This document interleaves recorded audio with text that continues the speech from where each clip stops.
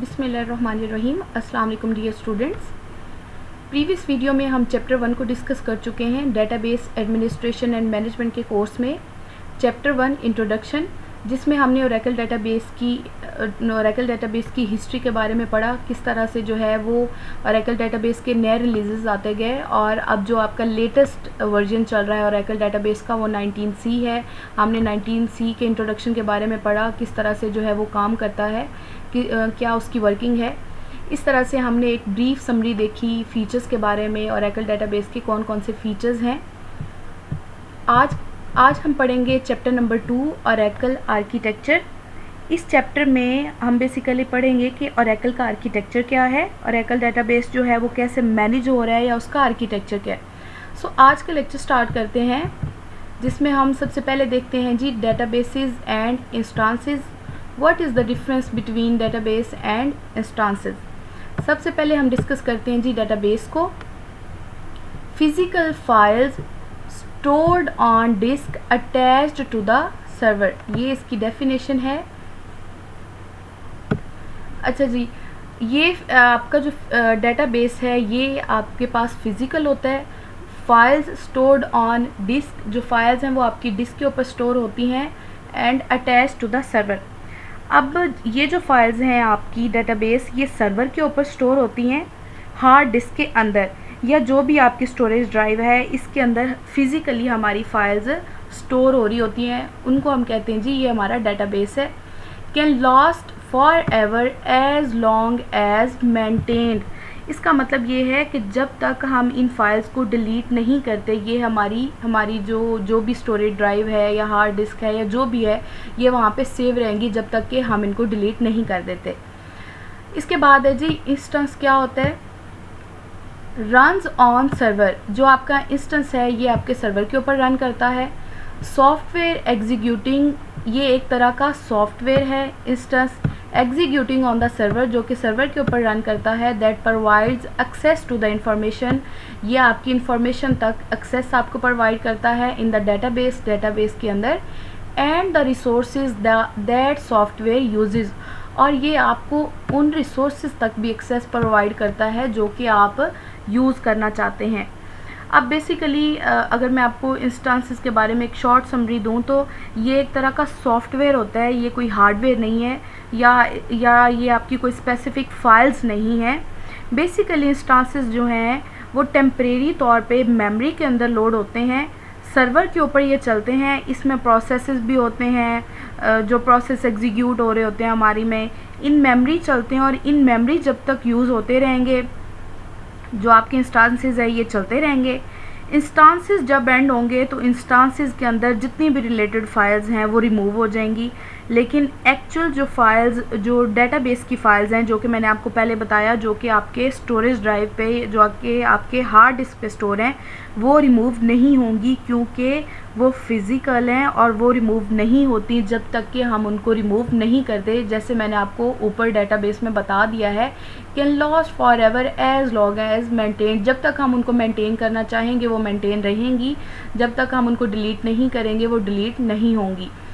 Logical consist of in memory, जैसे मैंने आपको बताया डेटाबेस आपका फिजिकल है, लेकिन जो इंस्टांस है ये आपका एक लॉजिकल कंपोनेंट है। Consist of in memory structures and processes on the server. जैसे मैं आपको बताऊं, डेटाबेस जो हमारा है वो फिजिकल स्टोरेज ड्राइव के ऊपर पड़ा है। अब हमने क्या किया, वहाँ से डेटाबेस को इनिशियलाइज़ किया। अब सॉफ्टवेयर ने क्या किया, सॉफ्टवेयर यहाँ पे हम इंस्टांस को कह रहे हैं, इंस्टांस ने क्या किया, फाइल्स को उठाया और मेमोरी में लोड करवा दिया। अब हमने कुछ एक्शंस परफॉर्म करवाए उन फाइल्स पे, कुछ डाटा को इंसर्ट किया, कुछ अपडेट किया, कुछ डाटा को डिलीट किया। अब इसके बाद होगा क्या, जब हमने डेटाबेस में डाटा को सेव किया तो वो जो आपका फिज़िकल डाटा है, जो फाइल्स जो हैं हमारी हार्ड डिस्क के ऊपर स्टोर हैं, उनके अंदर वो डाटा स्टोर हो जाएगा। लेकिन जो इंस्टांस है, जो इंस्टांसेस बने उसके अंदर जो टेम्परेरी प्रोसेस चल रहे थे या जो टेम्परेरी फाइल्स मेमोरी के अंदर एग्जीक्यूट हो रही थी, इन शॉर्ट जो रैम के अंदर फाइल्स आई हुई थी वो सारी की सारी क्या हो जाती हैं, डिलीट हो जाती हैं। इसके बाद है जी आपके पास टाइम रिलेटेड। अब टाइम रिलेटेड से क्या मुराद है मींस कि एक स्पेसिफिक टाइम के लिए इंस्टांसेस जो हैं वो एग्जीक्यूट होते हैं, स्पेसिफिक टाइम के लिए हमें इनकी ज़रूरत होती है।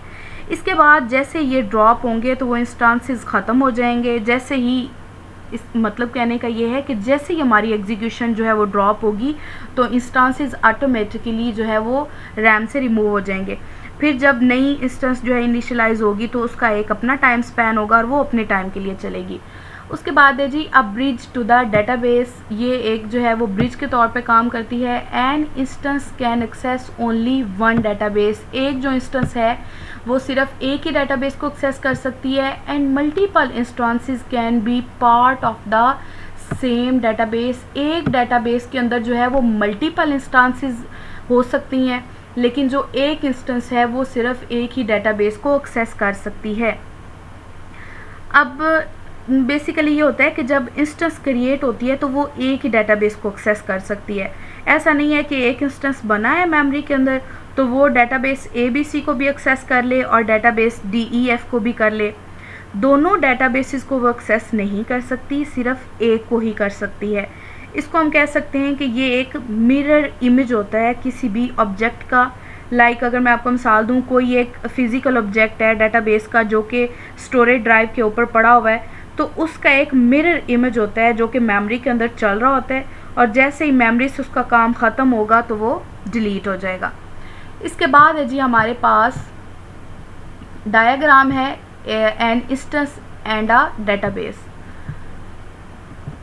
इसको अगर मैं आपको बताऊं तो यहाँ पे आपके पास जो है वो बॉटम पे ओरेकल डेटाबेसेस हैं। बॉटम पे जो फाइल्स हैं ये एक्चुअली हमारी डिस्क के ऊपर फाइल्स हैं। ये जो आपको नज़र आ रही है ना, ये ओरेकल डेटाबेस बॉटम वाली। And Oracle database consist of physically files on the disk. यहाँ पे आपकी जो फाइल्स हैं वो आपकी स्टोर हैं, जो एक्चुअल फाइल्स हैं। अब इन बिटवीन कौन काम कर रहा है? इन बिटवीन काम कर रहा है जी ओरेकल इंस्टेंस, ठीक है। And Oracle instance consist of processes and memory on the database server. In between Oracle instance create होती है। इंस्टेंस में इस डेटाबेस को इनिशियलाइज किया गया इस सर्वर के ऊपर और इसने फाइल्स को मेमोरी के अंदर लोड करवा दिया। अब यहाँ पे हमारे जो हैं वो क्लाइंट्स काम कर रहे हैं। ये आपके पास मल्टीपल क्लाइंट्स हैं, क्लाइंट 1 है, क्लाइंट 2 है, इस तरह से मल्टीपल क्लाइंट्स हो सकते हैं। अब क्लाइंट्स इसको एक्सेस करते रहेंगे ओरेकल इंस्टेंस को, डाटा मैनिपुलेट होता रहेगा, बैकअप के ऊपर जो है वो डाटा अपडेट भी होता रहेगा। ये बैकअप की बात हो रही है, यहाँ पे आपका डाटा अपडेट भी होता रहेगा जहाँ पे आपकी एक्चुअल फाइल्स पड़ी हैं। वर्किंग यहाँ पे हो रही है रैम के अंदर जहाँ पे आपका ओरेकल का जो है वो एक इंस्टेंस क्रिएट हुआ है, ठीक है। यहाँ पे आपकी जितनी भी मैनिपुलेशन है वो होती रहेगी। जैसे ही इस इंस्टेंस का टाइम ओवर होगा, अब ये टाइम जो है वो ओवर किस तरह से हो सकता है, इसकी मल्टीपल रीजंस हो सकती हैं जिसको हम नेक्स्ट जो है वो फर्दर डिस्कस करेंगे।